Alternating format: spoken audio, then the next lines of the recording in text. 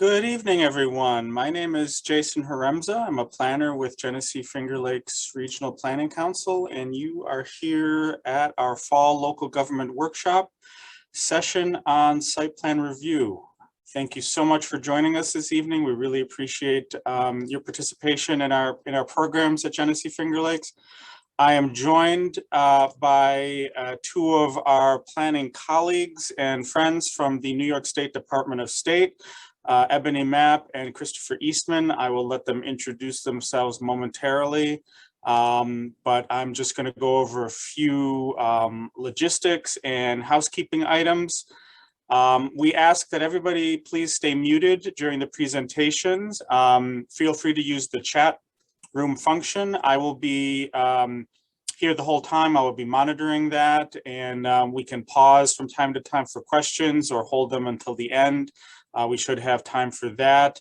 The session is being recorded, and we will post this on our Genesee Finger Lakes YouTube channel for anybody that would like to view it again, or for anybody that couldn't attend. And that is, of course, barring any technical issues with doing so, but that is our plan. In addition, with the email I sent about 30 minutes ago with the Zoom link, there was a PDF attachment of the slides that Department of State will be going through. So you should have received that and can follow along if you like. We will also be posting those on our local government workshop website. One additional thing, if you are a local government official and you are here for training credit hours, please make sure your full name is visible in the participant list, or send me an email, or just send me a direct message in the chat room, just so I can document your attendance and make sure you get that documentation sent to you so that you can record that with your municipality. So I believe those are all the logistical items this evening. The first section, again, will be presented by our friends from Department of State. We'll take a short break, probably around 7 o'clock or so, and then I will do the second part of this evening's presentation. So with that, I will turn it over to Ebony and Christopher from Department of State, and a big thank you again to Department of State for being able to do this today. No problem. We're very happy to be here. Hello, everyone. My name is Ebony Mapp, and I am a local government specialist with the Department of State, and I'm joined with Chris Eastman, who is the training manager, and we'll be doing this presentation together. Chris, I don't know if there's anything you wanted to mention about yourself by way of introduction, or no? No, I can wait until my slide, except that you're going to be advancing the slides, Ebony, so we're not passing control of the screen back and forth, so we'll be talking to each other throughout. So I'll let you get started. Okay, well, we will focus on our slides. You won't be seeing our faces, you will be hearing our voices, but we hope that you will be enjoying the presentation even still. So let's just jump right in. So the first question I think anyone would have would be, what is site plan review, right? If you're new to your ZBA or your planning board, or even if it's just a refresher, sometimes people forget exactly like what the definition is and what it's supposed to, what its function is. So we'll just start off with a really basic review.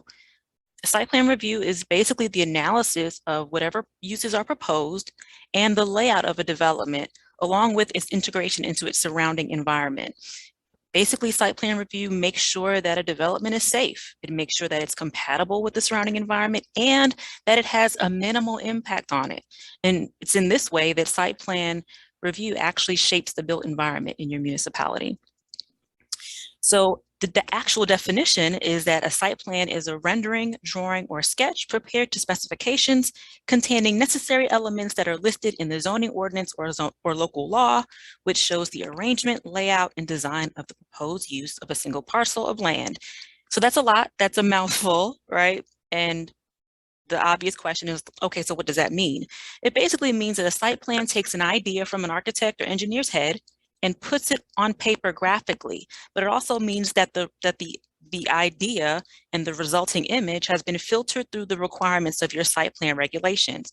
So it's again, the idea of what the architect or engineer has for the site, what they want the end product to be, but taking into consideration what your zoning code allows and what it requires. And then that's represented on paper. On this slide, you'll notice the sections of city, town, and village law that refer to site plan regulations. These are also listed verbatim in the Department of State Guide to Planning and Zoning Laws in New York State. So I would strongly recommend that you take a look at that. Like I said, it mentions it verbatim what this law says, and you can get that from our website for free. You can download it from our website. I think when we move to Chris's slides, I will put that link in the chat for everyone. These sections lay out the basic framework for site plan review, but it's really bare bones. The expectation is that your local government, right, will add detail or regulations that reflect the interests and concerns that are particular to your own municipality, right? And so that you will add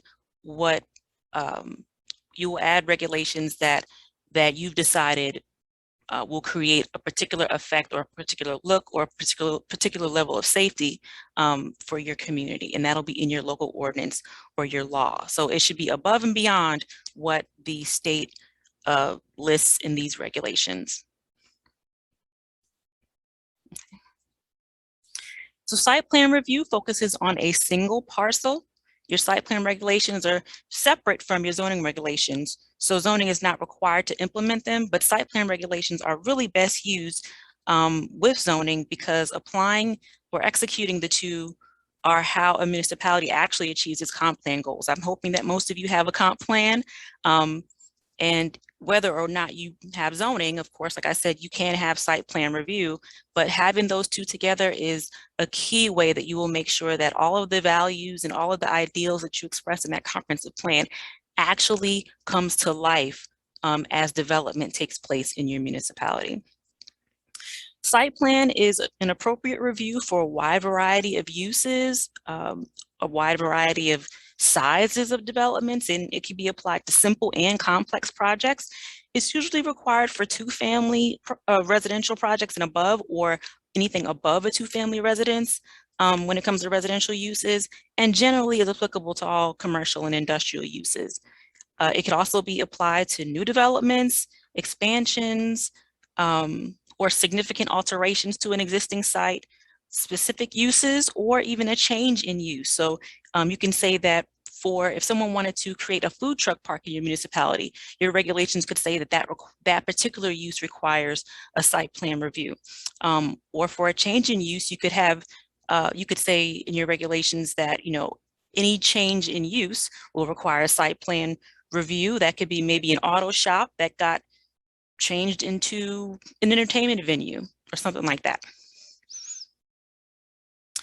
The next question is, who's responsible, right? Who handles this? Well, initially, it's the governing body's responsibility as granted by the state. And so when we say governing body, we're talking about the legislative body for your municipality. It could be your village board, your town board of trustees.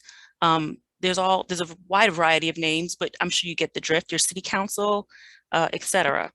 Now, the governing body can keep or delegate this responsibility. Like I said, it comes from the state, and they can keep it, but they can also delegate it. And in most cases, they choose to delegate it to either the planning board or the zoning board of appeals, or possibly some other board.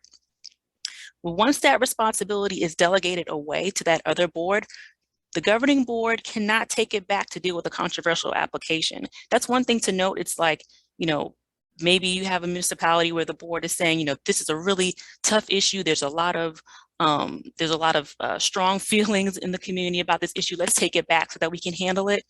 And that's not something that's allowed. There's no backseas. I have my air quotations. There's no backseas in that way. Once that responsibility is handed over to the planning board or the ZBA, it is theirs entirely. Also, if an application is denied, or let's say the conditions that are attached to an approval are disputed by the applicant, and the applicant says, they want to appeal. Well, that appeal will happen not to the governing board, but to the court. it'll be handled in the court system. So this is kind of a reiteration of what I've already said. The uses that can trigger site plan review could be any use that's more intensive than a 2-unit residential. You can list specific uses like bars or mobile manufactured home parks, or you can list uses that intensify existing uses like adding a drive-through to a bank or to a pharmacy or to a restaurant. Again, site plan is usually triggered for uses that are more intensive than a 2-family residence. Just like these shown on this slide, like what looks like to me an apartment building or a hotel is probably an apartment building. And then on the other side, the restaurant. It's pretty obvious here that there would be much more activity at an apartment building or a restaurant as compared to a single or a 2-family residence, and that's the whole idea. Or in this case, we have a retail establishment, a Dollar General, or a storage facility. One thing to note here is that, and I'm sure you can't really tell that the picture on the right is a picture of a storage facility, and that's kind of the point. My next point was going to be another good thing to keep in mind or to include in your site plan regulations would be design guidelines, because design guidelines can help you to make an otherwise physically unattractive land use blend in to become something that looks more compatible with its surroundings. So in this case, this Dollar General doesn't look like a lot of the basic Dollar Generals that you'll see. It has more lighting. It has some windows, whether they're real windows or faux windows, I'm not sure, but there's, the surface is more than a flat surface. It has some, maybe not articulation, but there's definitely some added details that make it look something closer to what's already existing in the area than just a big box. There's also this monument sign that is lit up and has, I don't know if this is stone or brick on the side or around it, just other elements are added to make it look a little bit more attractive. And again, this is above what you would typically see in the bare bones kind of site plan that a Dollar General might do. And with this storage facility on the right, I mean, this was clearly intended to fit into the surrounding area. It looks more like a barn or some other kind of rural or agricultural kind of building. So those are examples of that, of using your site plan regulations to, or rather your design guidelines to make a development fit better within the surrounding context.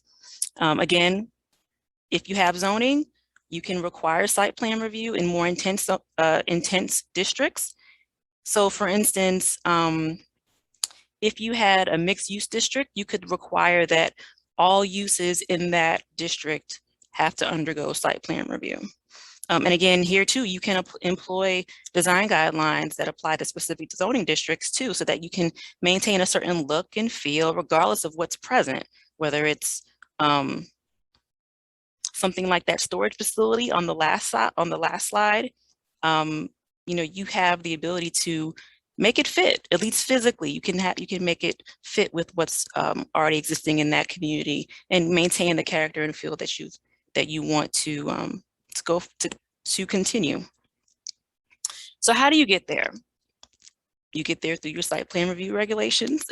In these regulations, you'll specify which uses require site plan approval, which board will do the review, like we mentioned earlier, the governing board or their designee, the planning board or zoning board or other board. You also note who will enforce any conditions that are attached to an approval. That could be a zoning enforcement officer if your municipality has zoning, or maybe it could be the building inspector if your municipality does not have zoning.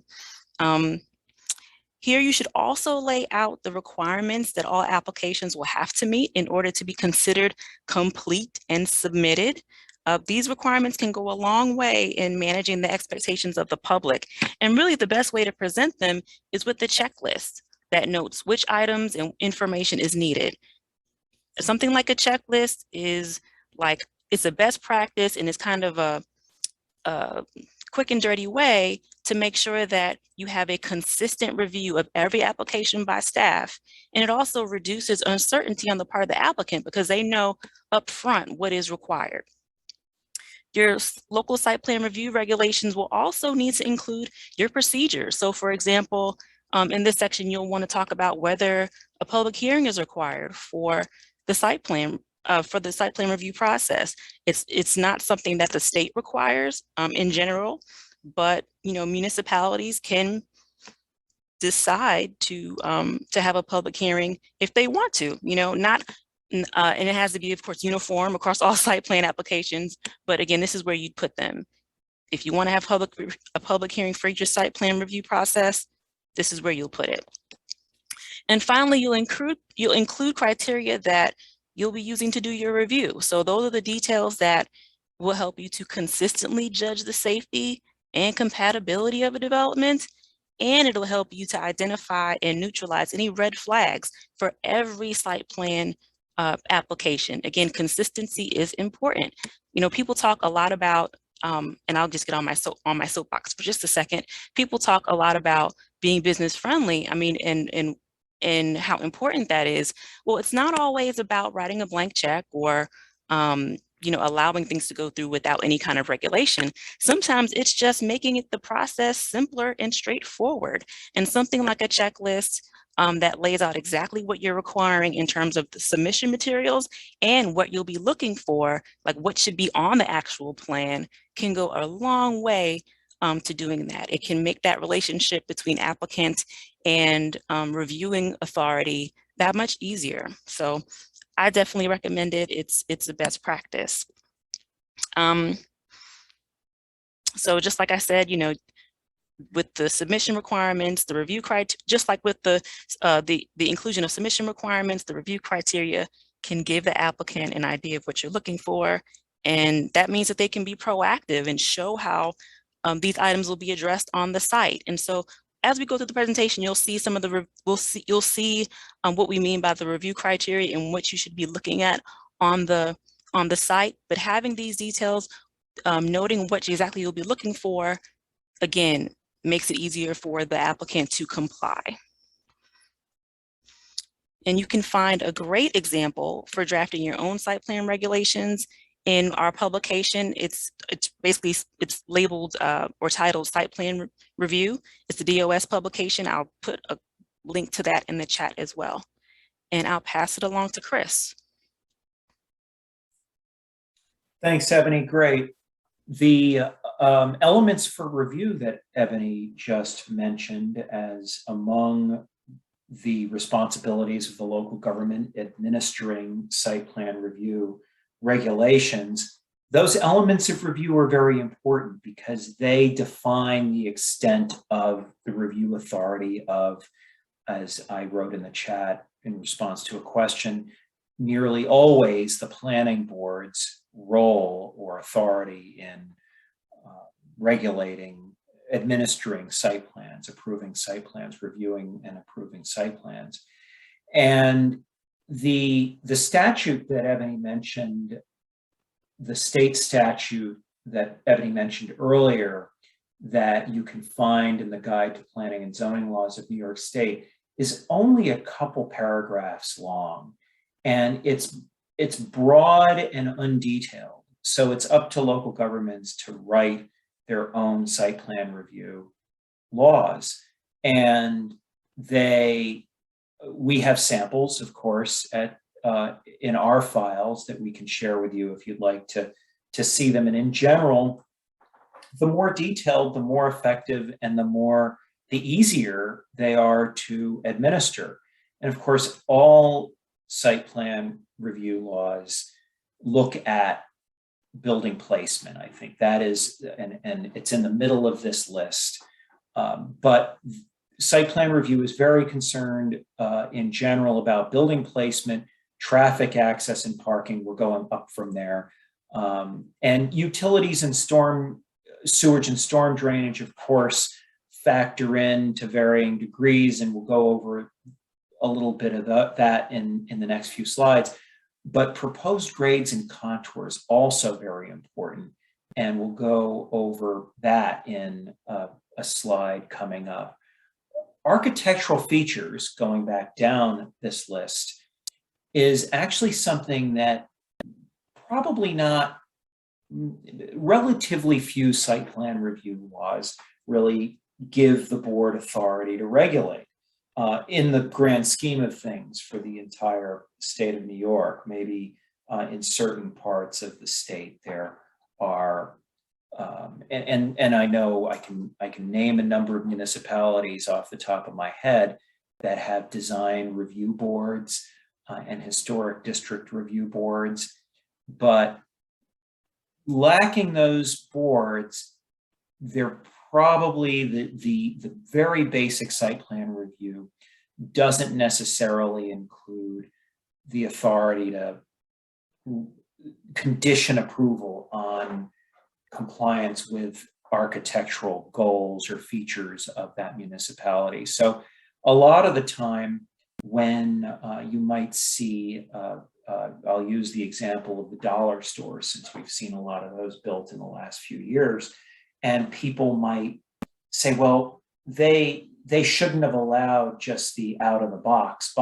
the basic dollar store with no architectural features. And some local governments just don't have that authority, although a lot of the time, if you ask for it, the developer will comply.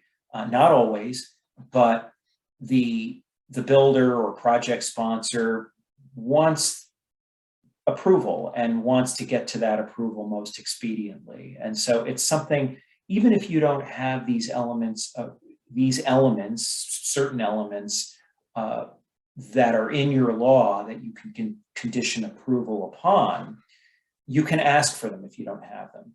Certain aspects of lighting and signage are among those. You might ask for certain lighting that you don't really have the authority in your law to require, and certain types of signs that might not be there. But just know that if you really want to hold the developer accountable and require these elements, certain elements and certain standards for those elements, they should be written into your site plan review law.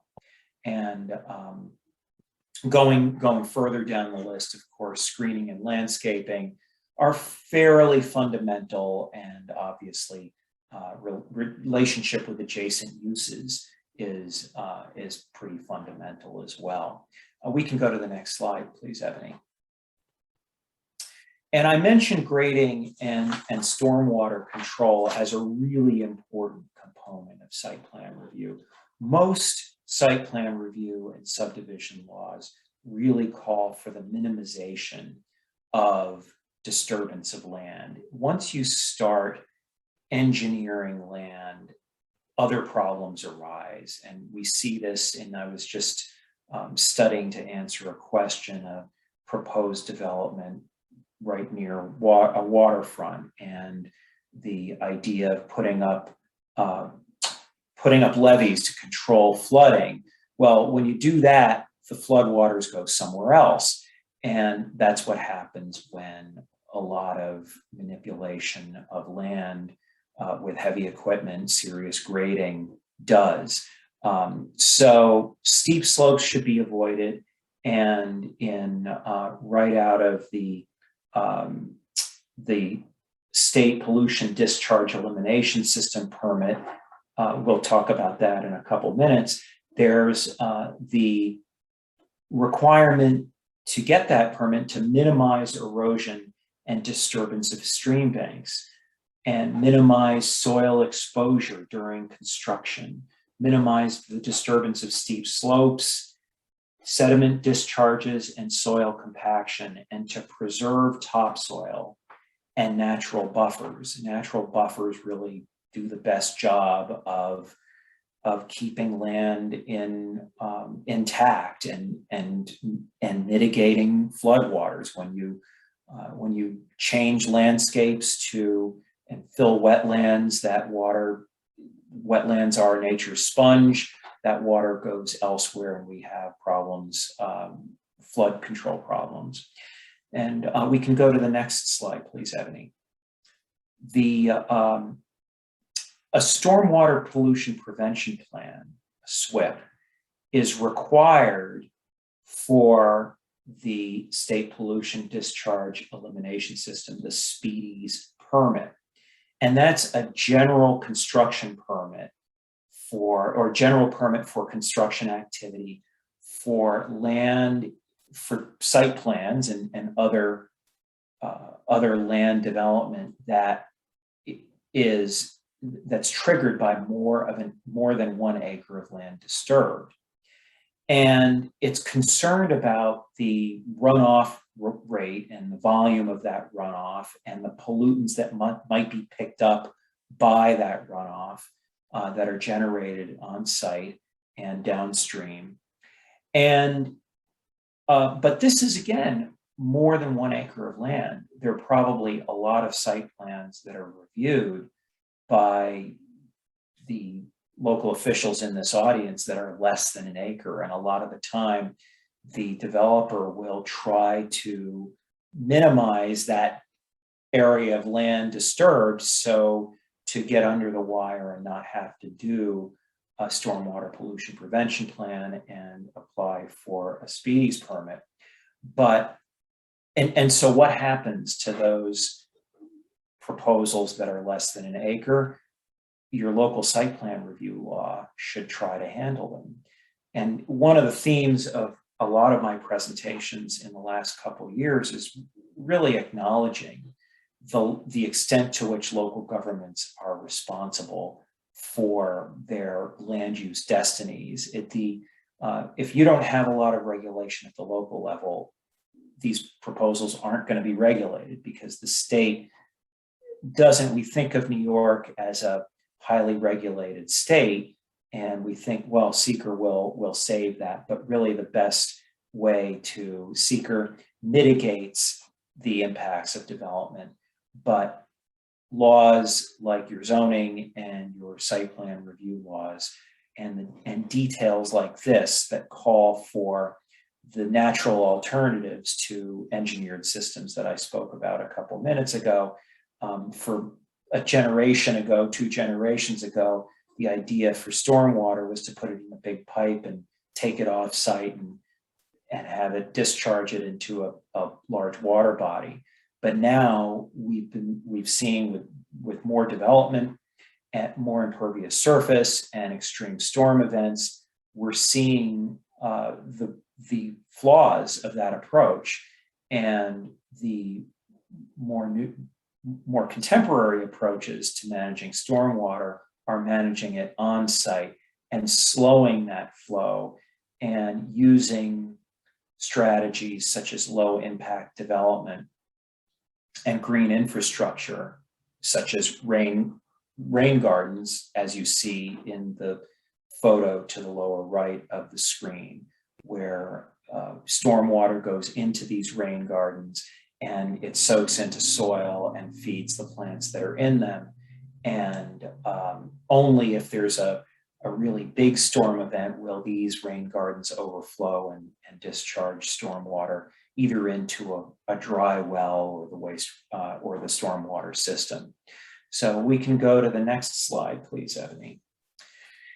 And of course, utilities are part of your site plan. You'll have those drawings in as part of the site plan, and consider the location of water lines, sewer lines, if you have those, and service shut off locations and cleanouts, and gas lines if you have gas service, and if not public sewer, water, and gas, then other elements that take those places like septic systems and on-site water, and locations of propane tanks, for example, if those are being used for heat.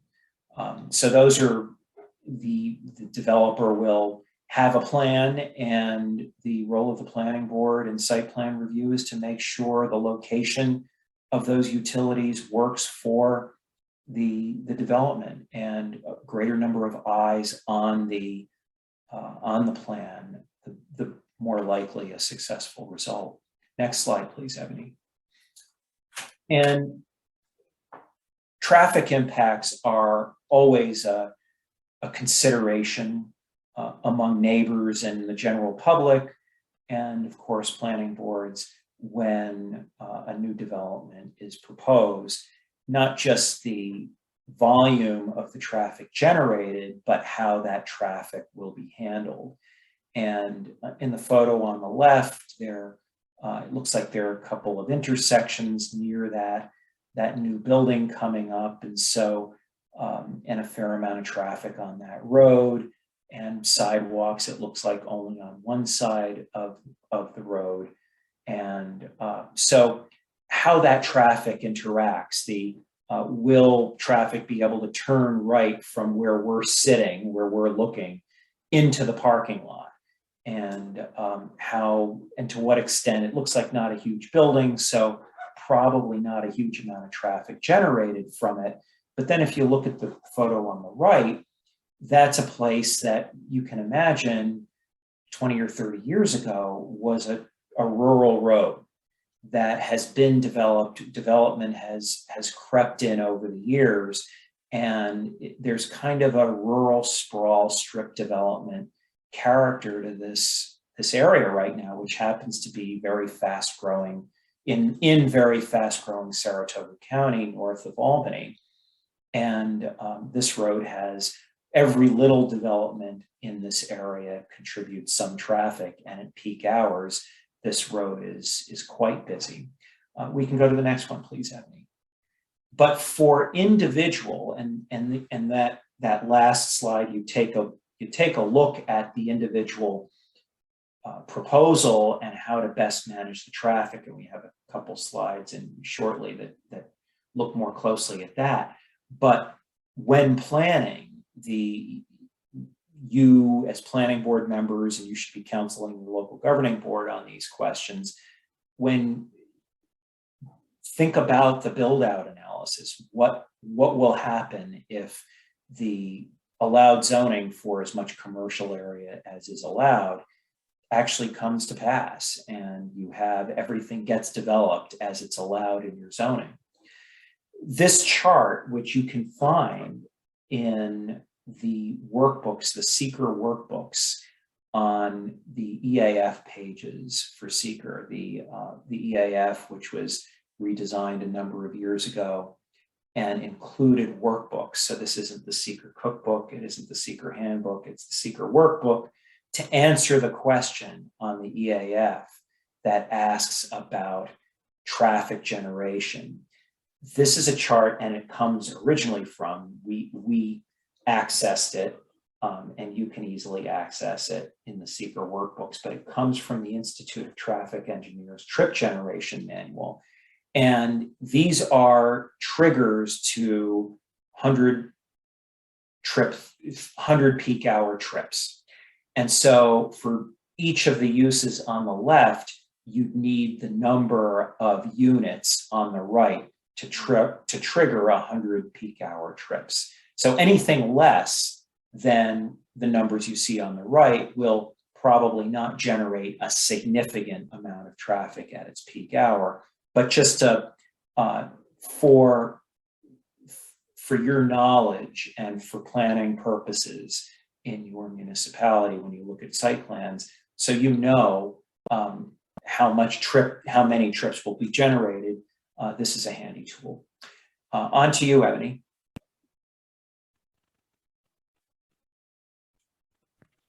Okay, thanks, Chris. So next we'll get into talking about access management. When we talk about access management, what we're talking about basically is the interplay between roadways and the surrounding land uses. The idea here is to balance the need for free-flowing traffic with the need to access the land uses that are along the roadway, and do that while minimizing crashes, traffic conflicts. a key way to do that is by limiting access points. And that's basically limiting the amount of curb cuts or driveways. That's kind of a fancy way of saying it. So this means increasing the space between curb cuts or driveways I'm sorry, I lost my train of thought. So we have to increase the space between curb cuts such that we're allowing fewer of them, less of them along a road. That's how we minimize traffic conflicts. Access management also includes considering sight distance on a roadway, which is basically the distance between, or excuse me, the distance from where a driver can see and readily identify and react to a hazard in enough time to avoid crashing into whatever that thing may be. So, you know, you'll have to consider sight distance on a roadway. You also have to consider sight distance at intersections. And for intersections, is a different term that basically means the same thing, called sight triangles. And both of these really are a good reason, in my mind, or why it makes sense to review site plans in partnership with other entities that have related expertise whenever possible. Like if you have the benefit of an engineering department, depending on the size of your municipality, you may or may not. But if we're talking about a road that is a state road, then DOT would be involved, Department of Transportation, excuse me, would be involved. And that's a resource, you know, that's a resource that you can look to and say, hey, what is your opinion on what they're proposing in terms of these curb cuts? You know, what do you think? Does this look safe or not? And even still, even without having the support or partnership with the DOT and having the support of an engineering department, you could certainly still procure the services of a traffic engineer or, you know, an engineer that works separate from, you know, maybe they have their own firm or something like that, to give you that expertise. You know, this is where having someone with this type of expertise really can make a big difference in whether a site has minimal traffic conflicts and therefore is safer. Also in access management, you'll also consider access points from the side and parallel access roads and safety of roads that are also internal to the site. We call that internal circulation. Oh, for some reason I cannot, there we go. Got scared for a second there. So when talking about access, we're going to give a lot of attention, like I said, to driveways or curb cuts, however you want to describe those. But they're also known as the egress and ingress of a site, right? How you get into a site, how you get out. We should be judging them in relation to vehicle safety, but also pedestrian safety. And so we'll talk about that in this slide and some subsequent slides as well. But the images on these slides show some of the mistakes that some builders have made in this area. So if you look at the first, I don't know if you can see my arrow here, but if you look at the slide to the far left, here we have a sidewalk that sits in between two driveways and doesn't pick up anywhere. It looks like it has a ramp on it to allow someone in a wheelchair, someone pushing a cart, for instance, to maneuver off of that sidewalk. But once they get into the drive aisle, there's nowhere else for them to go, right? So it doesn't pick up on the other side. This is not a way to have safe pedestrian or even vehicular access on this site. And really, this also might be a place where instead of having two curb cuts, one may make more sense here, you know? Because the idea, again, is to minimize access points. We don't want to create more opportunities for cars to come into conflict with each other. So, you know, depending on what the rest of this site look like, it may make better sense to just have one driveway with multiple directions, excuse me. And then on the far right at the top, this one looks like there's no curb cut at all, or the whole site itself is off of a curb cut. There's nowhere for pedestrians to kind of maneuver without necessarily getting coming into contact with the roadway or with vehicles. There's no clear entry point for drivers to enter the site. Again, it looks like this whole area is flat to the road, and so there's nothing preventing a driver from, coming in onto this site at any point along the frontage of this property. And that's just, I hope, obvious that it's not safe, right? The whole thing looks like a driveway. That's not safe. And then on the one on the bottom right, here we also have two drive aisles or two curb cuts where, you're going in from the roadway, another on the opposite side, you're coming out. But look at the distance between the two. There's minimal, I mean, almost no distance between the two driveways, or the two openings, excuse me. You could easily miss the entry, if you're trying to turn into the site. You can easily miss this entry and drive over that median and end up in the outbound lane and hit a car in that lane, or really, even if you didn't, you could scare yourself to death. We don't want either of those things. So here, this there would need to be some distance between these openings, at more distance really at a minimum, or just have one access point with delineated lanes for entering and exiting. Next, we're going to talk about the internal traffic patterns. So you'll want to review, like when you're looking at parking, you're certainly going to want to review your parking requirements and then do the quick math to make sure that the site has enough parking. Or if you have the ability to offer a waiver to the applicant, you could also offer a waiver or determine whether a waiver should be granted in the case of an excess of parking, because depending on the age of your zoning regulations, or your parking requirements, you may be overparked. You may allow more parking than really is needed in today's world. So if you have the ability to offer a waiver, this is where you'd think about that and consider whether they have enough parking or if what they have is in excess of what's really needed. But you'll also want to you'll also want to judge the ease of access and safety of the parking spaces, as well as the internal circulation of the parking area itself. So the first picture here on the left shows a parking area, right, that is separate from the front part of the front of the building by two drive aisles, one going in each direction. Well, really, and then you'll also see like what is an ADA compliant, one or two ADA compliant spaces, and what appears to be an ADA crosswalk. The issue with this is that they put the ADA compliant spaces, it's great that the site has them and that it's at the front of the building, but they don't put the person, they shouldn't put the person that's using them in a position to have to cross through parking lot traffic in order to get to the door, right?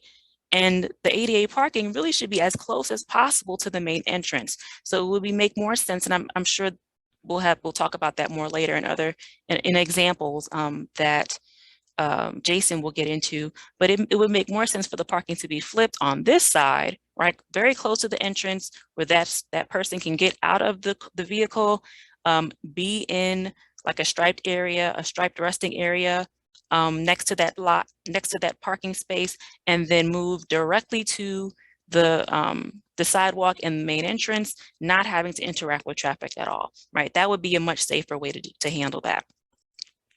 And then also you want to make sure that, the rest of your parking area not only is striped. This is what the first picture on the right shows. It's not at all striped, so you don't know where the lanes are. You don't know where the ADA compliant parking is. You don't know, like I said, the drive aisles, you don't know which direction you should be moving in, right? Those are things that add to safety, but it also doesn't have a safe spot to rest among the spaces. I mean, this looks like someone would call a sea of parking, right? There's no safe space to kind of rest if you're walking from your car that's on, in the Western hemisphere of this parking lot, and you have to walk to the other hemisphere to get there. There's nowhere to stop that could be considered safe and only for that pedestrian in that area, and not a place where vehicles will or can move through. And then on the one at the bottom, this has a drive-through. You want to see that the drive-through is clearly delineated from the rest of the parking area. Then you also want to see that the drive aisle has a bypass lane, so that anyone that's waiting on that in that drive-through, if they change their mind, they can easily bail out and go around, come out of the line and move through the site safely to exit, right? You always want to make sure that that's present. And then this isn't shown here, but I just figured I'll add it in for just for your knowledge. You know, if you're talking about, well, on any site, there's going to be ideally, right, a dumpster location. There may even be a loading area.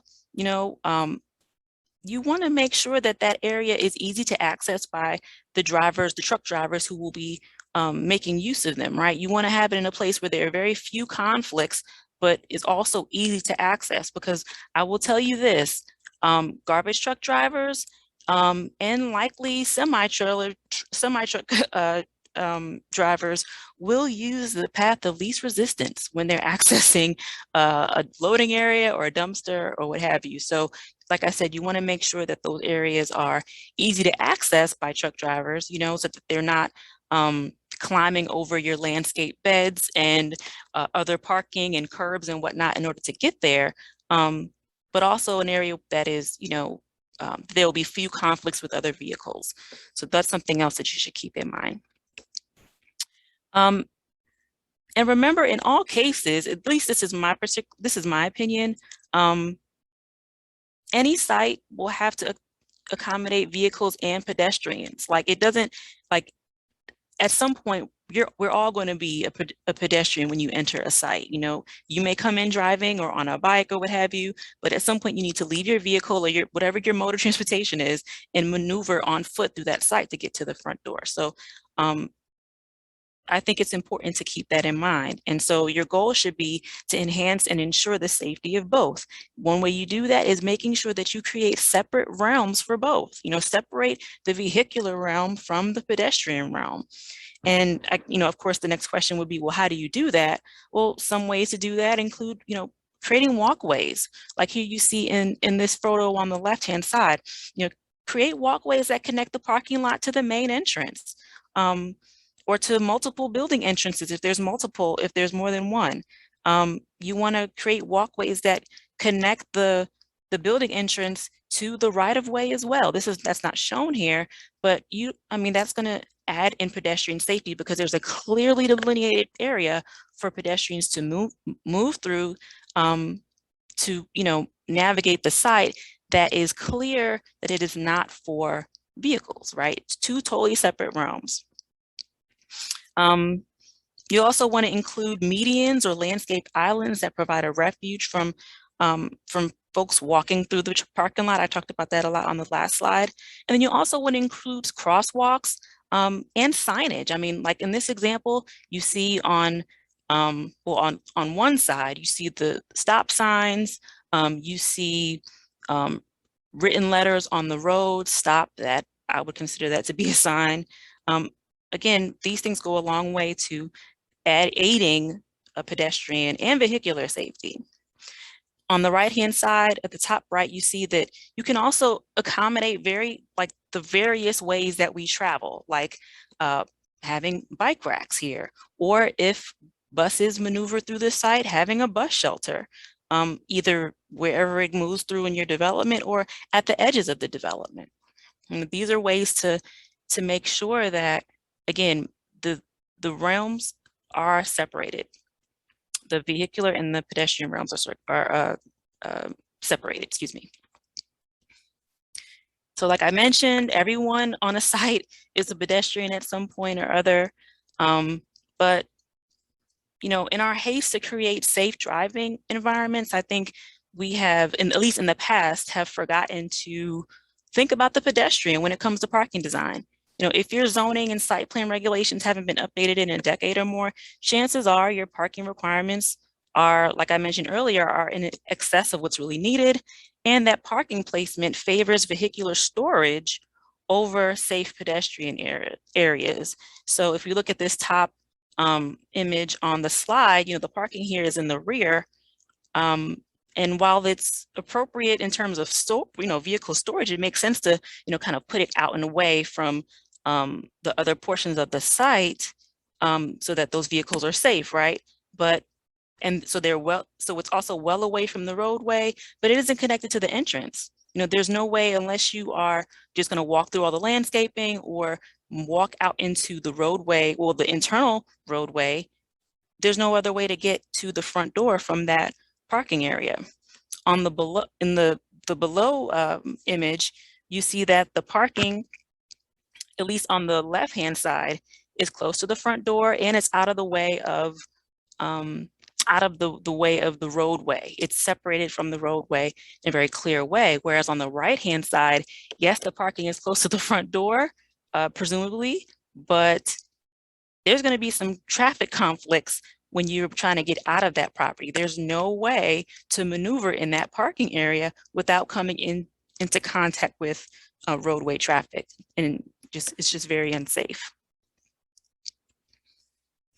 So another way to be pedestrian friendly is to consider how the structures on the site can also enhance safety. So for instance, when it comes to architectural features, you can add things that you might associate with residences or small commercial establishments, like windows and awnings, things like that. Lighting, those things can create what feels like a softer facade.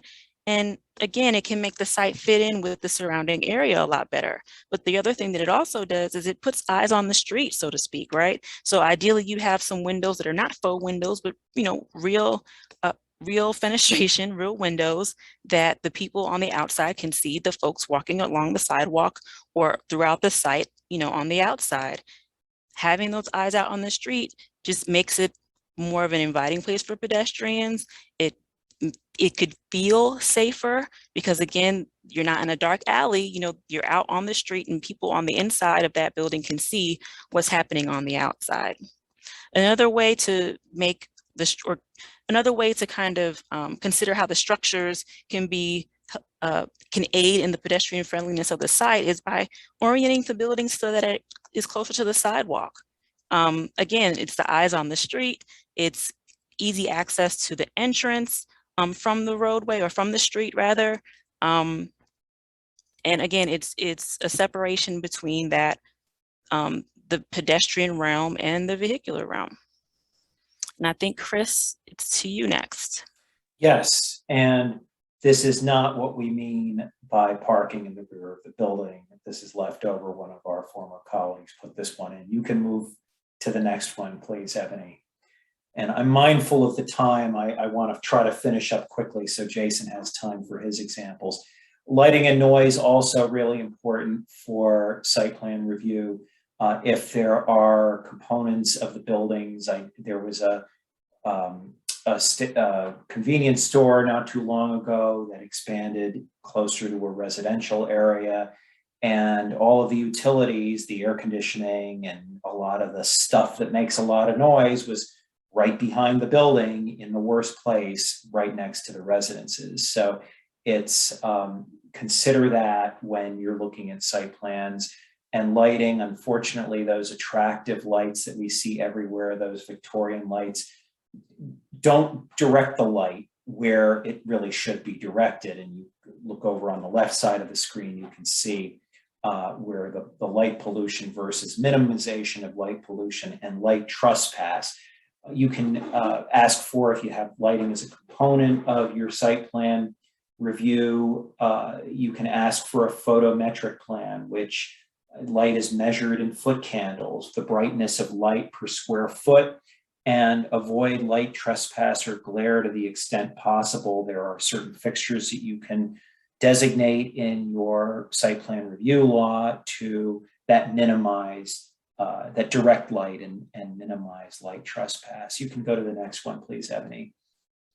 And of course, landscaping, and consider snow storage and buffers. It's too bad there isn't a little more of a buffer somehow for that dumpster in the lower right photo. That's it's an attractive part of the little city where I took that photo, and that dumpster is front and center, unfortunately.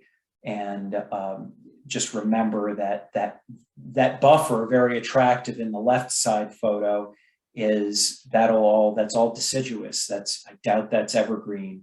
That doesn't look like an evergreen shrub. all of those leaves will drop in the winter. So consider that if it's something that you don't want everybody looking at, that should be shielded from the public. Next slide, please, Ebony. And just what a site plan contains. This is a simplified site plan from one of our, an earlier version of our site plan review publication, with the components that should be on that site plan. Including all of these on a real site plan is really difficult. And so we use this graphic for illustrative purposes. Next one, please, Ebony. And then the detail sheets. There'll be details for all of the components that you'll be looking at. And a lot of the time you need to, and you can go to the next one, please, ask your consulting engineer or your public works department or highway superintendent for input on some of these details that your planning board members might know varying degrees about. But somebody like an engineer or a traffic professional, a highway professional, would know if, of course, parking is in the building, parking spaces are in the Uniform Fire Prevention and Building Code, but might be able to see, and you can go to the next one, Ebony, people who know about landscaping would know a little more, would be able to look at these section drawings and really be able to see your highway superintendent, public works department, municipal engineer would be able to see if there's enough of a base on that sidewalk, for example, and if the tree, and again, the greater number of eyes, and this is why we have public hearings and meetings are open to the public, because the public might see something in one of these site plans, one of these details that doesn't work quite right. Next one, please, Ebony. Oh, and I'm taking your slide. So back. Oh, yeah, I didn't know if you. I didn't know if you were being polite or what. So I just. No, you go. I was being irresponsible. Back to you. No, you weren't. Okay, and we'll be really quick because we know that we're running out of time here. But as Chris was saying, it's really difficult to have all the details that you need to see in order to be diligent about your review on one site plan. With all those items that were listed in the bullet form in the last few slides, it's really difficult. And so you want to have, ideally, you will have received multiple plans from the applicant, a site plan that gives kind of a layout of all the buildings and parking and what have you on the site. And then you'd have separate plans that show specific details, like a landscaping plan. This is not a landscape plan that we have here, but it is like an example of some of the things that you'll be needing to look at. Just in general, when it comes to the landscaping that's proposed for a site. On a landscape plan in general, though, I will say you want to see the locations and the types of plantings, right? It'll be overlaid over the basic site plan, and it'll show where the plantings will be. It'll give you ideally, it will give you a legend that lists out the types of plantings and how many of each will be, placed throughout the site. You'll have a list, you have it in list form, and then you'll have it represented graphically, okay? Another thing to note is that the details on the site, on the plan, should also include information about whose responsibility it is to install irrigation and or plant trees. Depending on the type of development that you're looking at, it may be someone's responsibility who's not directly related to the property owner to do that. Like, for instance, it might be the municipality's responsibility to plant trees for whatever reason. They may have, the property owner may have enlisted a licensed irrigation designer to do the irrigation and provide a separate plan. And that may be different from the person or the entity that is putting together these plans for you to review. So, you want to ask those questions and be assured that you're going to get that information so that you can be diligent in your review. Again, this is not a landscape plan, but it does give you a sense of the view of what the site will look like, the size and placement of the landscaping compared to whatever structures may be on the site, like this bandstand. You can see how the trees will compared to that in terms of size, you'll get an idea of the overall design, you know, with the fencing they have here and the beautiful lighting and the retaining wall, you know, you'll get an idea of what it's supposed to look like. Oh, for some reason I can't advance. Okay. And then Chris already talked about a photometric plan, a photometric lighting plan that shows the, you know, the lighting types and the fixtures that will be used. Sometimes it's difficult to get that from a developer or you know, someone who wants to develop their property, because those are details that might change later on in the process. But in general, you should be able to get an idea of what type of lighting they want to place there, and then how they plan to shade that lighting so that you're not getting a lot of light pollution onto neighboring properties. Okay. Next, we'll get into some of the procedures around site plan review. And all of you are probably aware of this, and we do a 2-hour presentation on seeker, but you will need to do the seeker process or go through the seeker process for a site plan review application. You have to do seeker before you make a final decision on the actual site plan application. We get questions all the time from municipalities about whether that's allowable or not. No, it is not allowable. You cannot make a decision on that site plan application until you have gone through the full procedure, and the full procedure includes doing seeker. Okay. You'll want to require an environmental assessment form to be included among your application documents from the applicant. It should be with that part 1 filled out completely by the applicant, and the rest of it is blank so that you can do your due diligence and fill out the rest of that. If you have multiple agencies involved, you will need to establish a lead agency, determine who is going to be coordinating that review. You'll also want to make a determination of significance. This is part of the seeker process. Will this application have a negative declaration, meaning there's few to no impacts, or they're negligible, or a positive declaration rather that says no, there's going to be some sizable impacts here and they need to be investigated, and it'll require an environmental impact study. And then from there, if that's the case, if it's positive, you'll move to the positive declaration and what will be required, which is a draft environmental impact statement. Or if there isn't a positive declaration, it'll be negative, and you can end the process there. But regardless, I want to state this again, you do have to go through the seeker process in full before rendering a decision on the application. Again, a public hearing is not necessarily required. It's not required by the state, I'll say, but if your municipality has elected to make it a requirement of site plan review, then you will have to make sure that you have a public hearing. You are supposed to have this public hearing within 62 days of receiving what you consider to be a complete application, right? And if I'm losing my train of thought.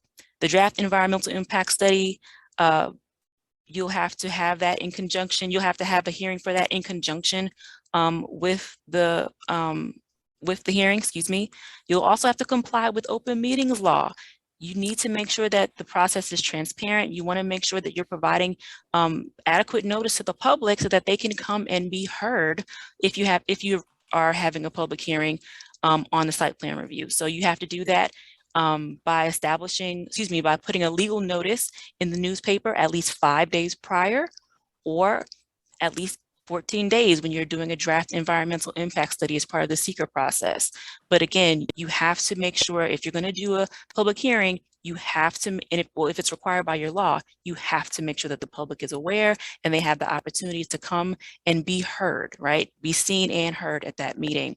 You'll want to mail notices at least 10 days prior to the applicant, the county planning agency, if it's applicable, we'll get to that next, and any adjacent municipality if it's applicable. So county referral is where you have to send the application to the county to get their opinion or get their recommendation on how you should decide on the application.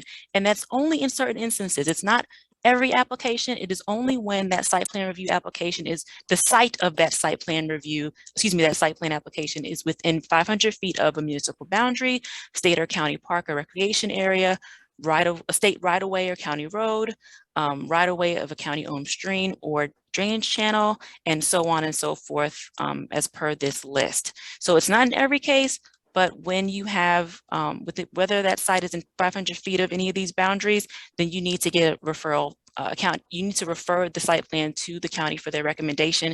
And that really is a requirement.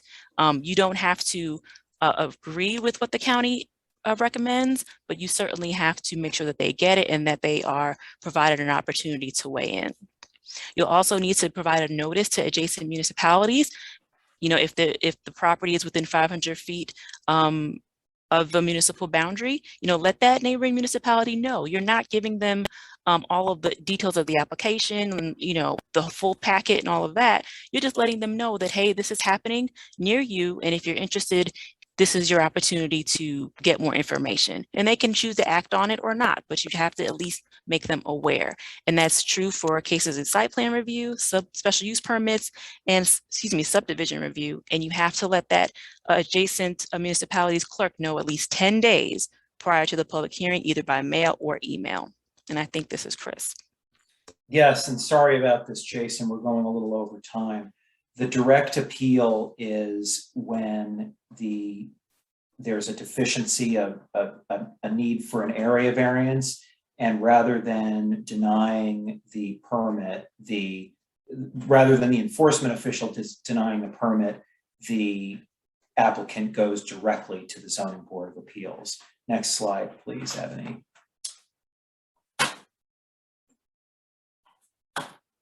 And the planning board or review board may place conditions on approvals if those conditions are directly related to the proposed site plan. So stormwater impact, screening, the removal of trees, if there's and there was a good comment about all the values, the carbon sequestration, shade, prevention of heat islands, all the value of trees in addition to aesthetics, saving of energy through the shade and prevention of heat island effect.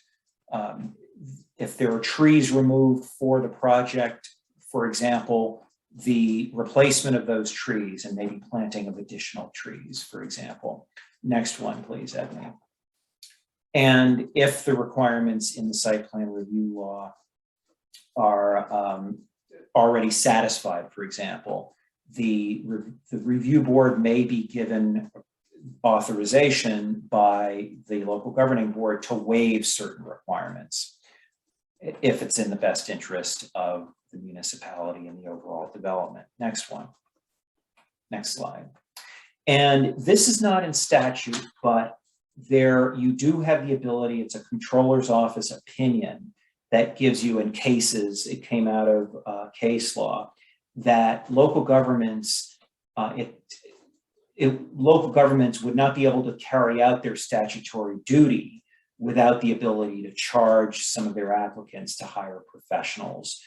So fees can be charged to the applicant, and they should be reasonably necessary for the accomplishment of the regulatory program. Those can be funds in escrow, but they should be written out in your law and not just arrived at random by your review board. Next one, please, Ebony. And money, if the site plan review results in a strain on existing parkland and it's not possible to incorporate new parkland in the development, you can, also written in law, charge a certain amount per unit to go into a fund dedicated to parkland. This is, we often say, there are very few cases in which you can charge impact fees, but this is one where statute allows something of an impact fee in New York State. Next one, Ebony. And for projects that you can always hold back on, you have the certificate, the building permit and the certificate of occupancy that you can hold back to assure the completion of the conditions in your site plan review approvals. But if, for example, there needs to be a certificate of occupancy over the winter and the developer hasn't been able to finish the landscaping because it's not the right season, the local government can arrive at a security agreement and have this in your site plan review law to require cash in escrow or a performance bond or some form of credit so that the local government can finish the work if the developer skips town and disappears, goes away and doesn't finish. Next one, Ebony. And of course, in your local regulations, zoning, and site plan review law, you should have authorize the enforcement official. Your code or zoning, a lot of the time it's both. The enforcement official does both code and zoning enforcement, and it's not your responsibility to enforce the conditions of your approval. But if you notice something not right, then let your code official, your enforcement official know. That enforcement official is often an underappreciated member of your municipal staff, but the enforcement official is key to without how good are your laws without effective enforcement. Next slide, please, Ebony.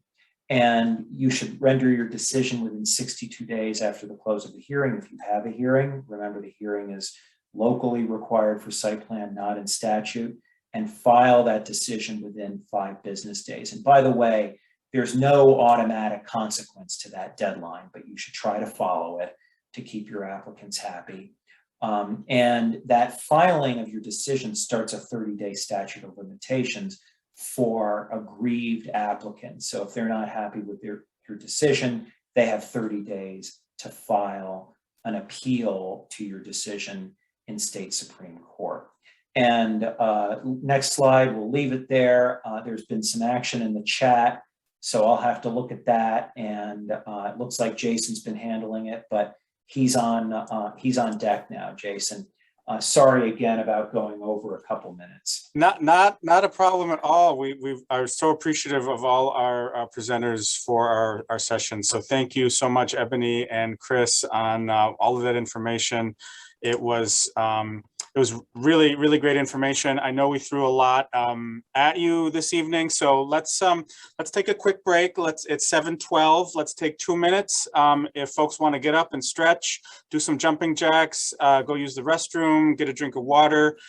We will reconvene at 7:14 in 2 minutes, and I will have a poll question to make sure you didn't wander off and get lost on your way to the fridge. And to make sure you get full credit for all 2 hours in attendance this evening. So please take a quick break, and we'll gather back in a couple minutes.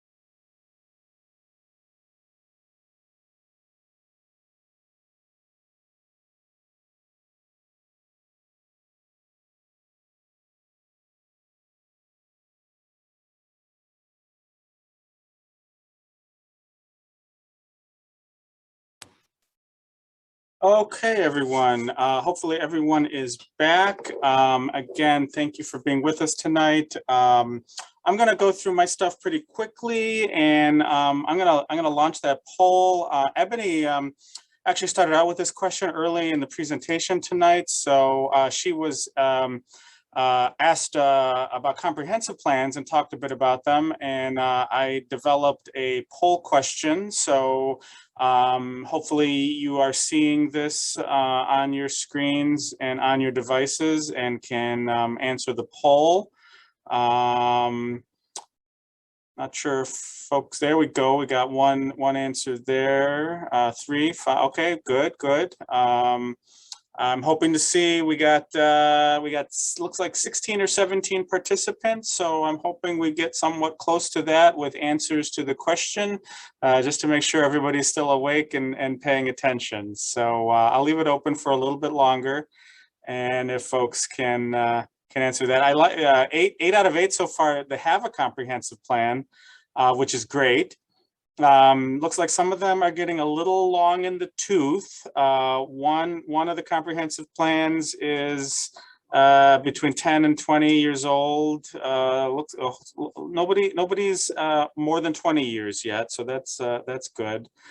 And 5 out of the 10 less than 5 years. Okay, that's great. I'm happy to see these results. So so that's looking good. We got 11 answers. We have all right. We have an I don't know. Well, if you are on a land use board or involved in your local government, or even just an interested citizen, I would encourage you to find out the answer to that question, whether or not your town has a comprehensive plan. And if you need help with that, feel free to call or email me in the coming days or weeks, and I can help you out with that if you're in the Genesee Finger Lakes region. All right, we got 13 responses so far. That's great. 13 out of 13 say yes, you have a comprehensive plan. And it looks like most of them are relatively recent, which recently updated, which is great. 14 out of 14. There we go. All right. So I'm going to end the poll. Thank you so much for participating in that. I'm going to share the results there. And let's see here. Bear with me while I work through some of our tech issues. I did have a glitch earlier this evening. My computer decided to restart all on its own. If that should occur again, I think the host will defer to Chris Eastman, and the meeting should be able to continue, and I will rejoin in just a few minutes. But I wanted to pick up with, so some of the things I'm going to talk about just reinforce what Ebony and Chris were talking about. I'm going to start with focusing on an actual site drawing, and you've seen a couple of examples of these tonight with Ebony and Chris's presentation. And this is a fairly basic one from a municipality I worked for down in Tompkins County. And this one is actually for a single family home. And it's, as Chris and Ebony mentioned, it's unusual for single family homes to require site plan review. This drawing was actually submitted for an area variance for an addition to the house, but the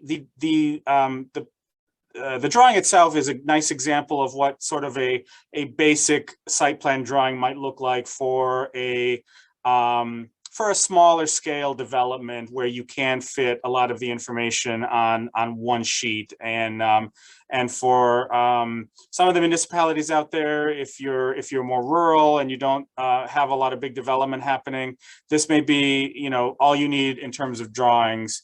And what I wanted to just remind folks on this is, if you are reviewing this digitally as a PDF, for example, and a lot of us are these days because application packets are distributed by email. Some municipalities are doing Zoom meetings, which have some advantages. I know I had to remind some of our board members and just even some of my colleagues when I worked for the city of Rochester, remember, you can zoom in on PDF drawings. And that may be apparent to a lot of folks, but if you're not familiar with working with these drawings, there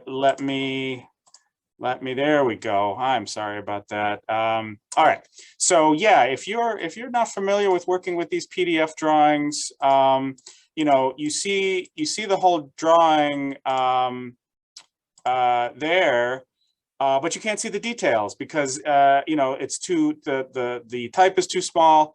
So you know, and we got a lot of complaints from people that wanted everything on a big sheet of paper, and the mailing costs of that get difficult, and so with many municipalities I've worked with, we're really trying to shift to digital information application materials for the boards.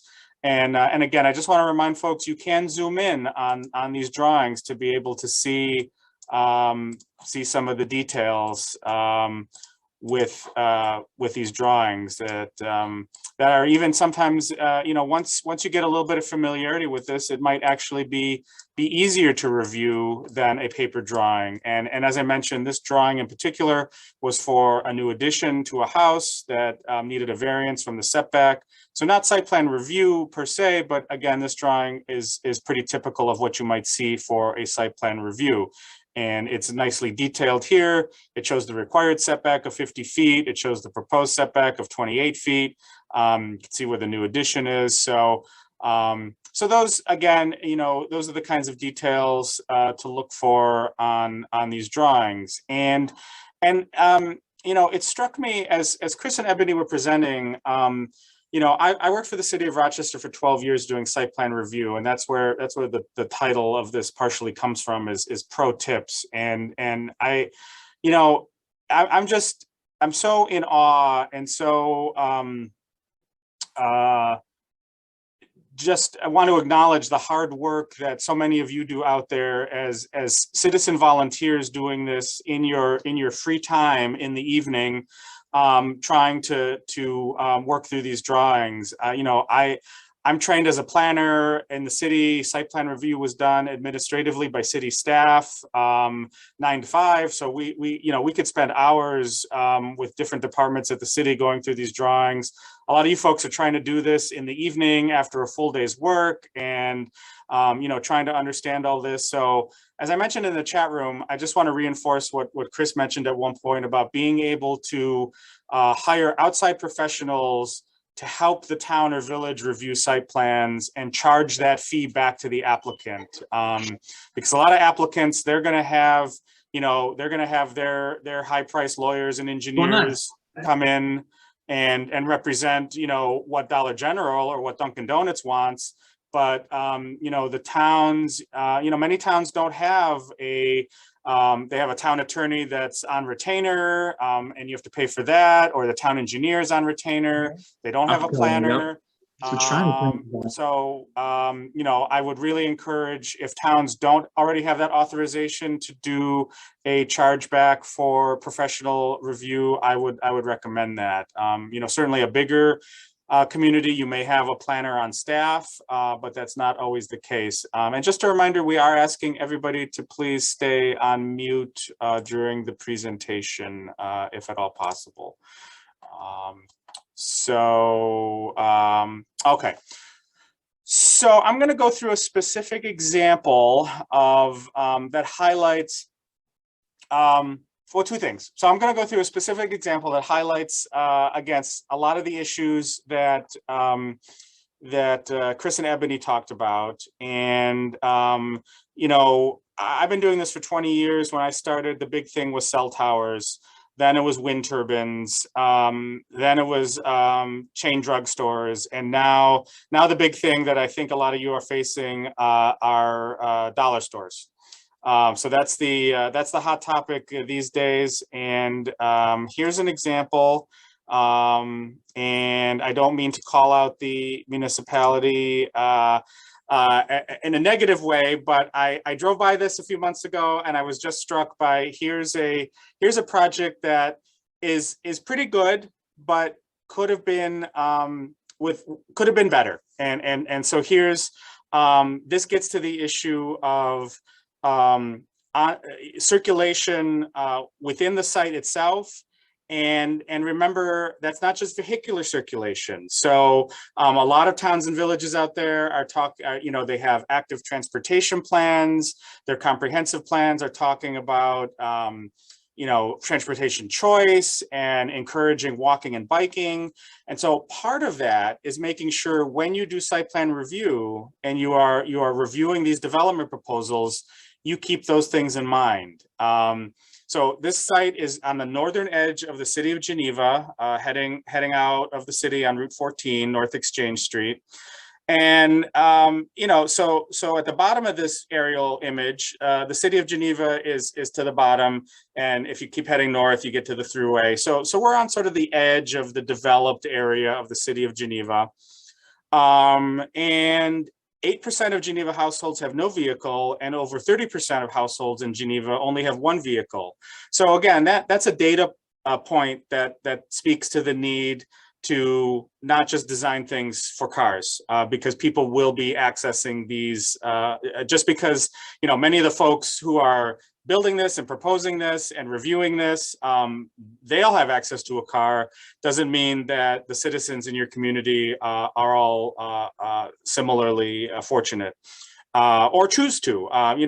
Some folks choose not to, rely on a car to get around. So my point is with this particular site, one would assume reasonably that the vast majority of pedestrians are coming from the south, from the city.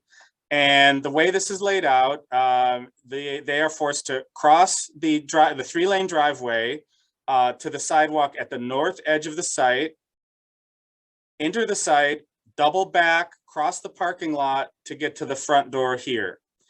And for folks, that do not walk to get places, there's not necessarily, that may not register with them as a problem. But there's a better, more efficient way to do that.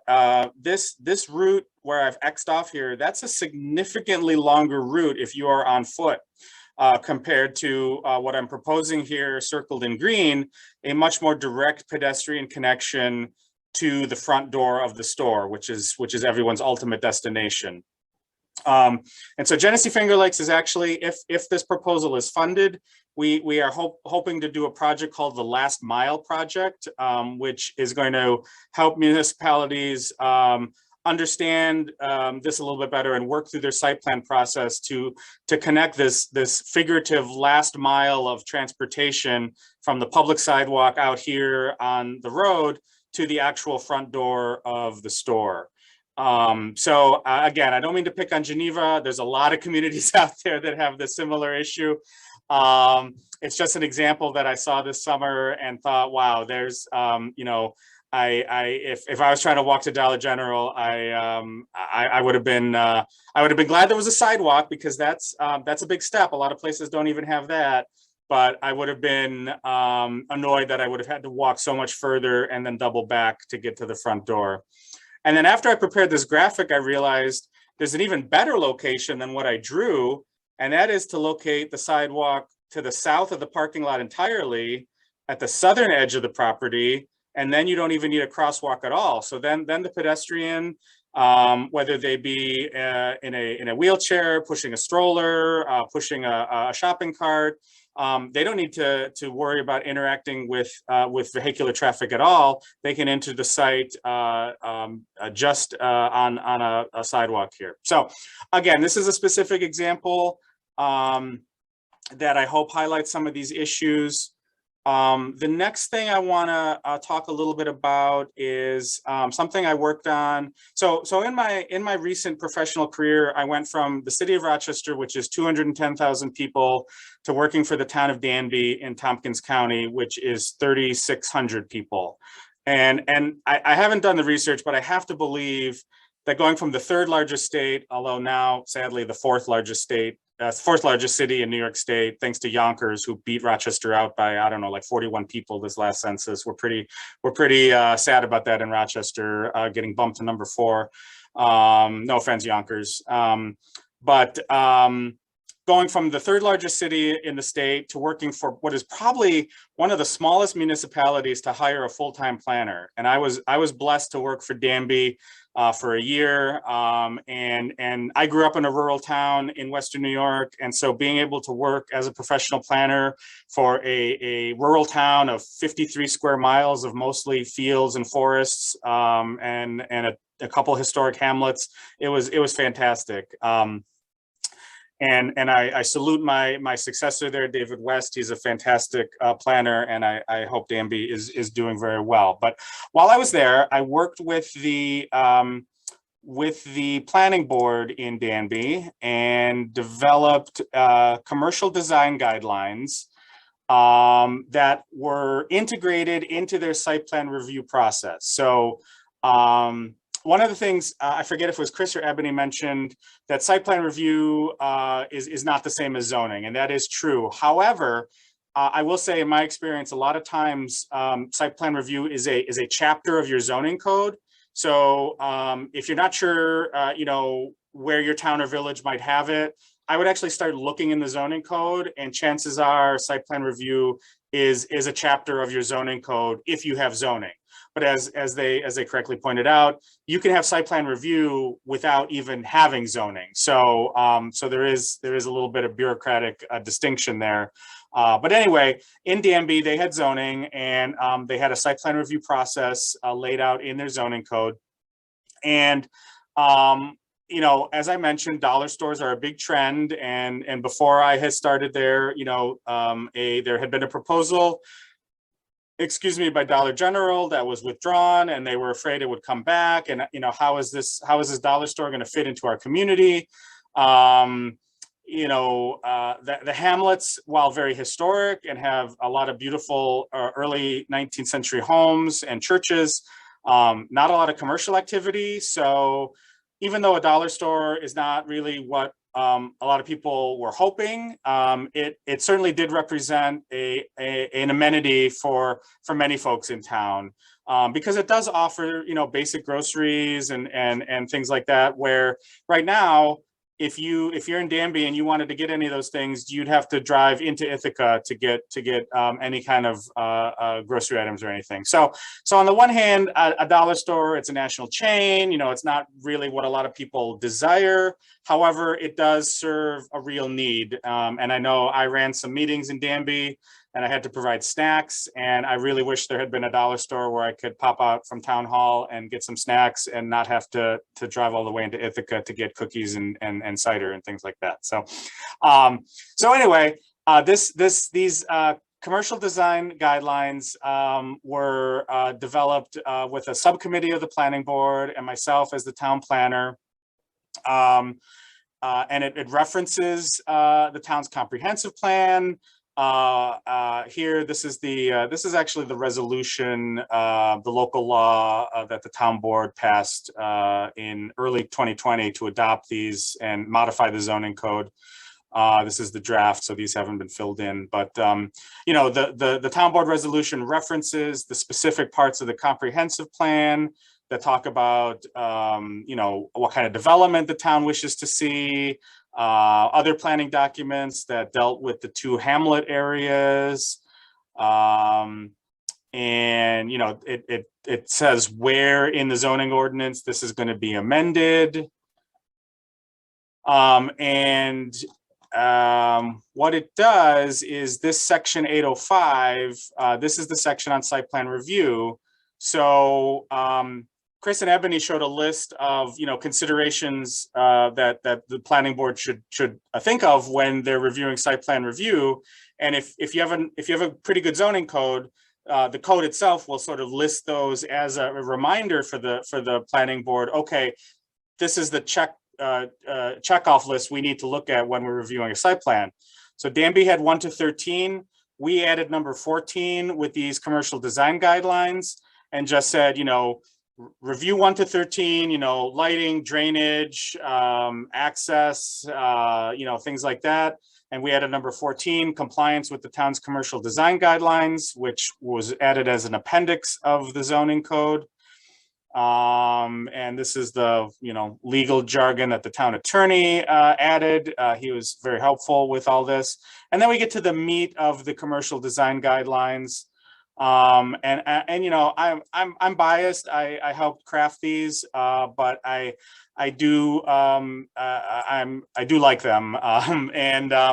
You know, talks about designs that have continuity with design traditions of upstate New York and the town of Danby, high quality materials. You know, this is all the intent stuff. Promotion of pedestrian connections.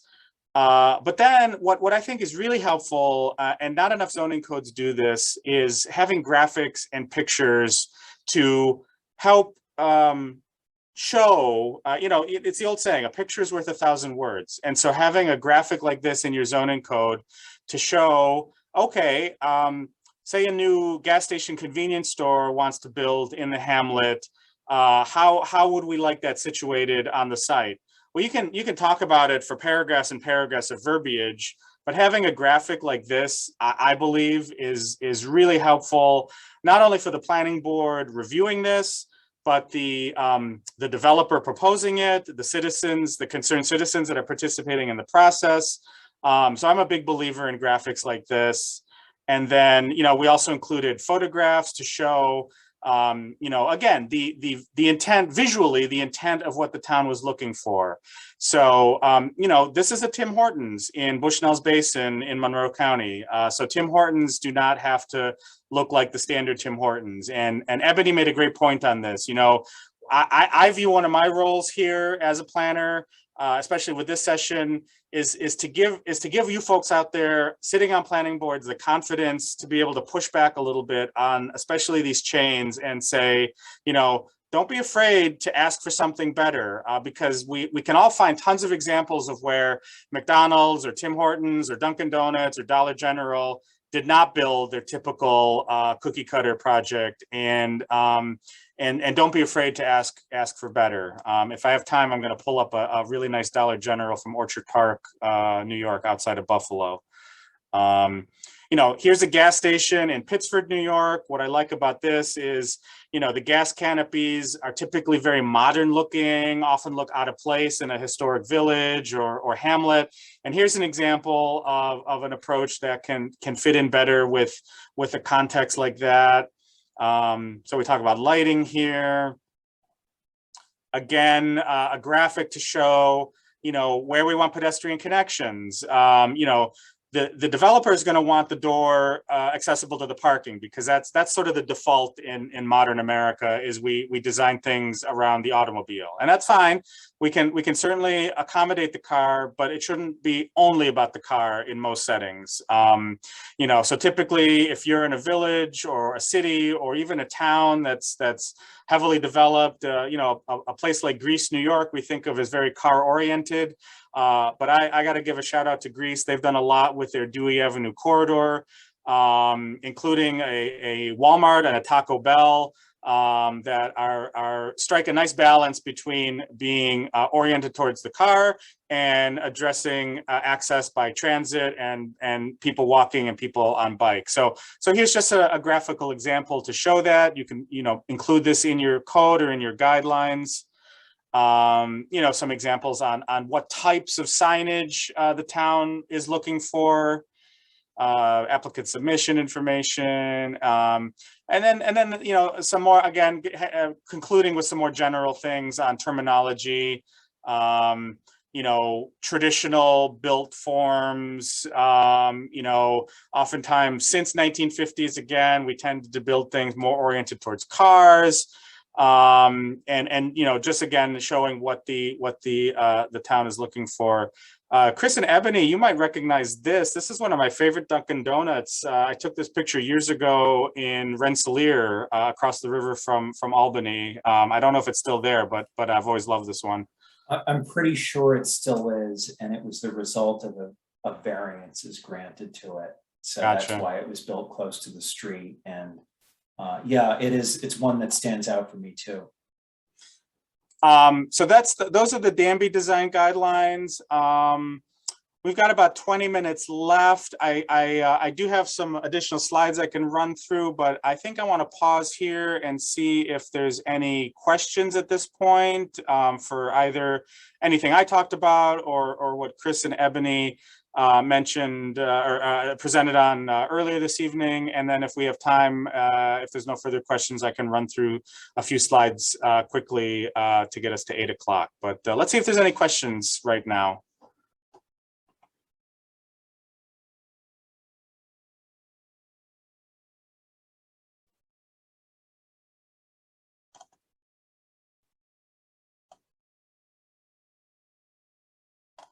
I see one in the chat room. Yeah, Celia, about the Dollar General. Why wasn't the sidewalk put on the southern border of the parcel to connect? It's a good question. You'd have to talk to the city of Geneva on that, and I hate to put them on the hot seat. I don't think there's anybody from Geneva to here tonight. So Jason, that appeared right when you put it up, so she spotted it immediately. Ah, gotcha. Okay. Oh, you live there. Okay. Well, as a concerned citizen, I encourage you to get involved. I know you're a fellow planner, so feel free to reach out offline, and we can chat at length. Let's see here. Any other questions? Ebony. Oh no, I was commenting on your reaction. Like, uh-oh.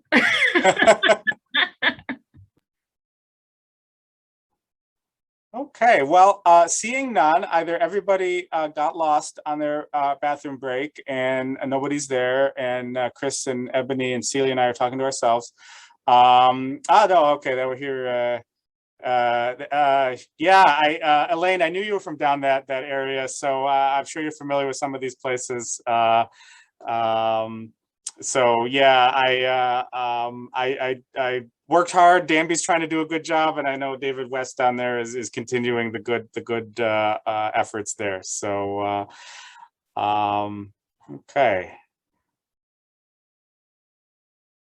All right. Well, I will run through a few slides. And let's see here. There's another question. Oh, okay. We got a question. What about not having expert? Yeah, no. Okay. So that's a great question, and we got let's see, what am I doing here? Okay, we got a question. What about not having expertise in drainage? And Chris or Ebony, feel free to chime in, but that goes back to my my thoughts on towns or villages that do not have professional staff of their own available to help the citizen boards review these. I really like the idea of towns or villages going out and hiring their own professional to advocate for their interests, and then being able to charge those fees back to the developer. Counties, yes, Celia, if every county is different with regard to their planning department and their capacity to help municipalities. I know some counties, I've worked with many of them across Western New York and the Finger Lakes, and some have really robust planning departments, others less so, and it just comes down to, how much is the Board of Supervisors or County Ledge willing to invest in their county planning office. So certainly, if the county is available as a resource, by all means, check with your county planning department.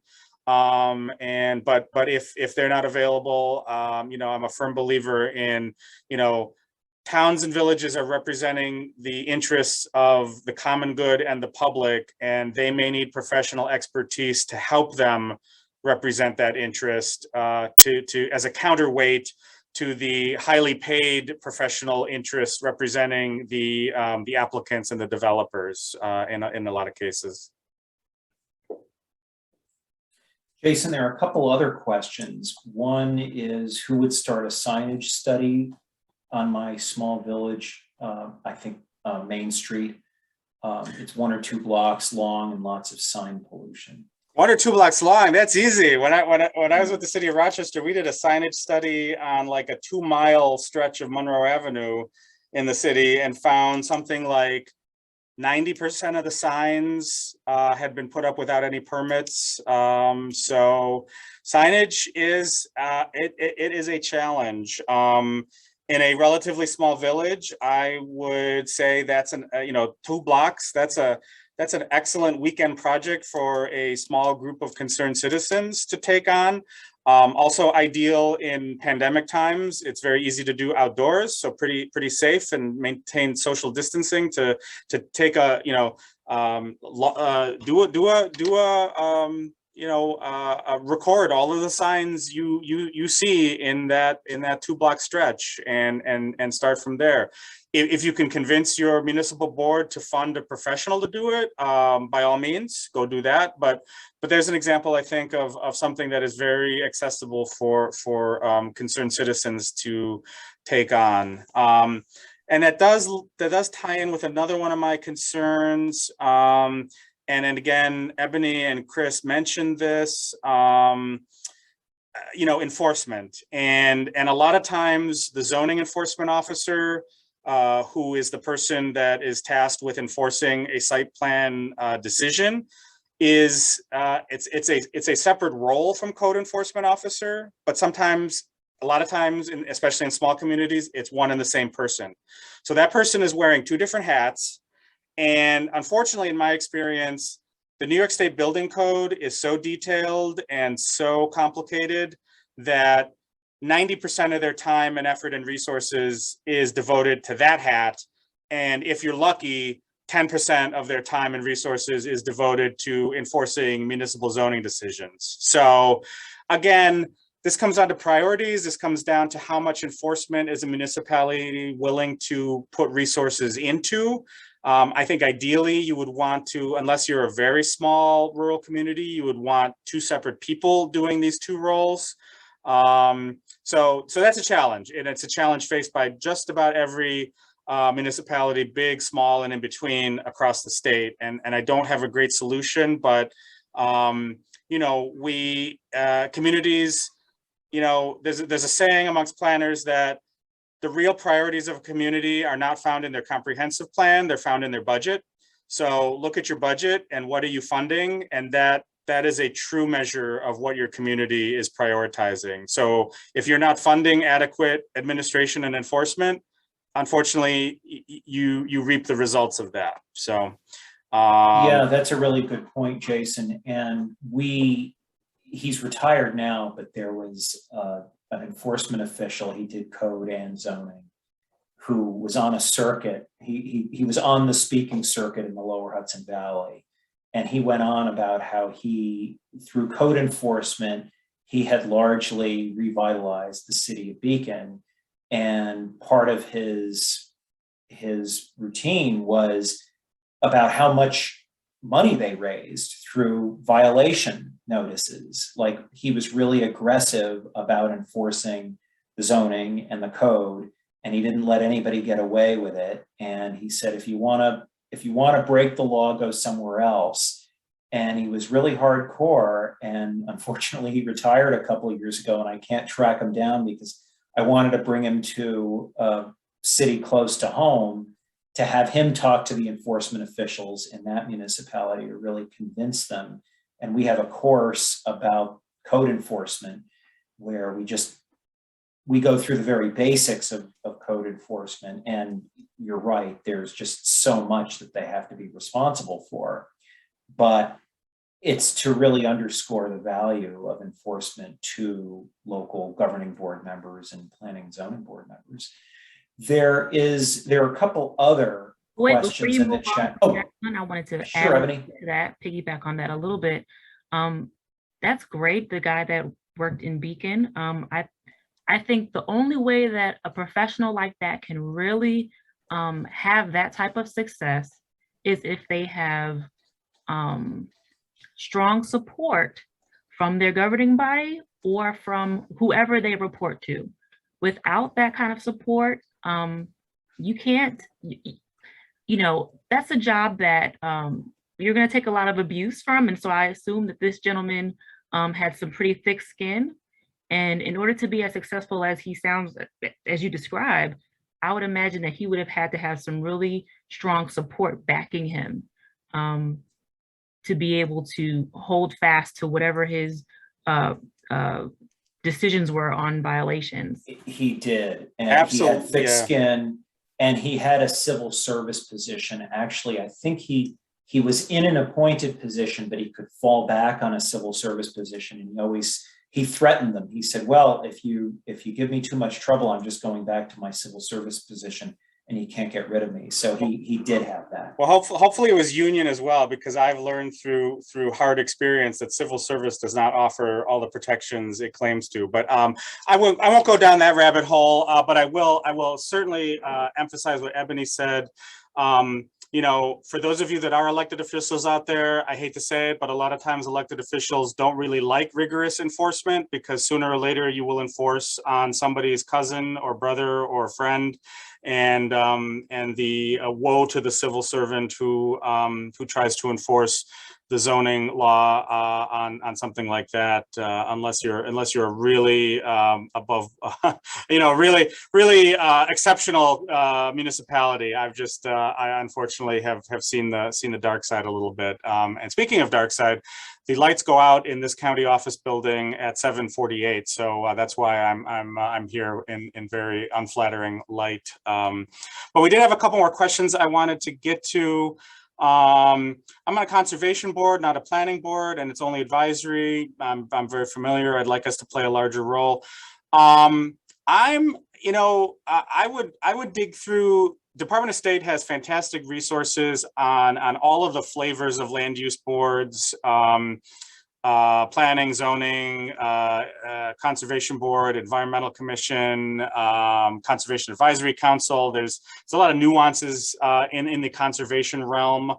And I don't have time to get into sort of those details tonight, but I will say one thing: if you are formulated, excuse me, and you know, you are the right have the right authorization, a conservation board, I believe, can play a role in reviewing seeker documentation for a municipality. And so I know that's one way for a conservation board to play a little bit more active role in decision making for a town or village. But I will double check with your own municipal attorney on that. Double check with Department of State. But that's one thought I had on that. And Chris or Ebony, I don't know if you had. I'll just say that we don't often have in our audiences members of conservation boards, because we train all over the state, and I think most of these boards are in the Hudson Valley. There are not many of them in very rural parts of the state. Most of the time we find them in fast growing suburbs that are where there are a lot of people who are concerned about the changing environment of suburban towns, and the towns that are transitioning from formerly rural, recently rural, and becoming more urbanized, and they have these boards. And it's kind of like, I don't know a whole lot about them. And I know that the Hudson River Estuary Program does a lot of work with conservation boards. But until your zoning regulations are really strong enough to be binding, they've done excellent work in some of the Hudson Valley towns that don't have strong zoning. Like, there is so much known in the natural resource inventories, and unless you have strong zoning, unless you have the political will on your local governing board, then to adopt strong zoning regulations and appoint members who are really knowledgeable to the planning board and to the zoning board of appeals too, who won't give away variances like candy, you have an uphill climb. And so I would recommend that you continue your good work and try to move into one of those other positions potentially, and certainly continue to advise your local governing board, your town board, if that's the case, of the importance of your work.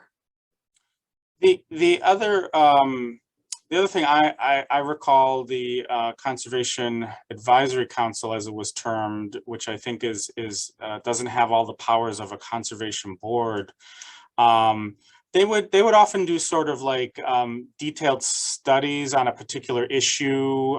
So, for example, the town had a couple of town-owned parcels, and the Conservation Advisory Council did some detailed work as a board to figure out sort of a long-term, okay, what is the management plan for these town-owned parcels? We know we don't want to sell them, but we are not necessarily going to turn them into public parks. So what are the environmental assets of these parcels, and what should the town do to protect them, and what is the use going forward? So that's an example, I think, of something that you can do. But I also concur with Chris that conservation board is a good way to get familiar with some of the issues in town. But then if your governing board is so inclined, then within a few years to move you to planning board or zoning board. And there's one more question. Is it legal to hire an outside consultant to perform a review in a specialized area and then charge the applicant? Well, I went through the slide pretty quickly, but generally, if you're looking to study an area like the signs in the earlier question, or something about a sensitive environmental area, the best approach is to find if you're doing that proactively, you can't charge applicants for them. If there's an applicant that comes along and says, we want to develop this area, in the city where I used to work, we had a proposal for a subdivision on a former landfill, and how to deal with that. We said, well, we're going to need some money in escrow from the developer, and there's this, it's not in statute. We only added that slide a couple of years ago because the question would come up, and we'd search statute, and then we said, we really got to get to the bottom of this. It's in a controller's opinion, and it's out of case law that it's acceptable for local governments to charge an applicant a fee. So it's when there's an applicant and the application is going to have an impact on on a certain area, and you're really concerned about, you're needing an expert engineer or water quality specialist or some soil engineer. Right. Somebody like that who can really dig into the potential impacts. And it needs to be related to that application. You can't treat an applicant like a piggy bank to fund general planning or engineering functions that's not Right. related to that specific application before the board. So we got a couple more minutes and a couple more questions. We send documentation of your attendance by email. You should get that within the next week or so. Tompkins County has Environmental Management Council. Yes, indeed. Tompkins County is a special place. It is a unique place. What works in Tompkins County will not necessarily work in other places in upstate New York, as I'm sure many of you know. But it was a fantastic experience to have worked there, and I do miss the folks down there. So that I guess is about it, unless there's any last minute questions. Or Ebony or Chris, do you want to say any concluding remarks? None here. I think there were great questions. I really enjoyed seeing some of those questions come in after we finished our portion. And Ebony, how about you? No, just the same. And thank you for having us. Thank you so much for taking the time tonight. I know it's a long day for you folks. So thank you, Chris and Ebony. Thank you all for attending. We really appreciate your participation in the local government workshop. If you have any follow-up questions, please don't hesitate to reach out to me directly at Genesee Finger Lakes or any of my colleagues. And we'll get those certificates out via email. And with that, we wish you a good rest of your evening, and sign up for the remaining sessions of the local government workshop. Have a good night, everyone.